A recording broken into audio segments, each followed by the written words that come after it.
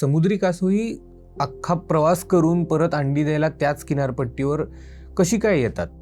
मादी साधारण ज्या भागामध्ये अंडी घालते म्हणजे भरती रेषेच्या पलीकडे 50 मीटर 100 मीटर त्यावेळची पाण्याची रेषा बघून तिथून 50-100 मीटरवरती त्या पिल्लाला खाली ठेवलं जातं. जेव्हा ते पिल्लू पाण्यापर्यंतचा प्रवास करतं त्यावेळेला त्या भागातली जिओमॅग्नेटिक फील्ड म्हणजे आपल्या मोबाईलच्या भाषेमध्ये GPS लोकेशन त्या पिल्लाच्या मेंदूमध्ये नोंदवले जातात. पण ह्याच्यात गमतीचा भाग असा आहे, अंड फोडून त्या 1.5 फुटाच्या खड्ड्यातनं सरफेसवरती यायला त्या पिल्लाला 3 ते 4 दिवस जातात. म्हणजे 4 दिवसाचं ते पिल्लू असतं. पण 4 दिवसाचं पिल्लू पाण्यापर्यंतचं अंतर कापताना ती मॅग्नेटिक फील्ड लक्षात ठेवतं. एकदा ते पाण्यामध्ये गेलं पोहत की पुढे 15-20 वर्षानंतर त्यातली जी मादी सक्षम होते ती त्या मॅग्नेटिक फील्डवरती त्या एरियामध्ये येते. आणि काही रिसर्च पेपरमध्ये असंही आहे की जसं आपल्याला एका ठराविक भागांमध्ये वास असतो तसं प्रत्येक पाण्याच्या आतल्या भागामध्ये तिथल्या व्हेजिटेशनचा वास असतो, तिथल्या वनस्पती, तिथल्या शेवाळं ह्याचा वास असतो.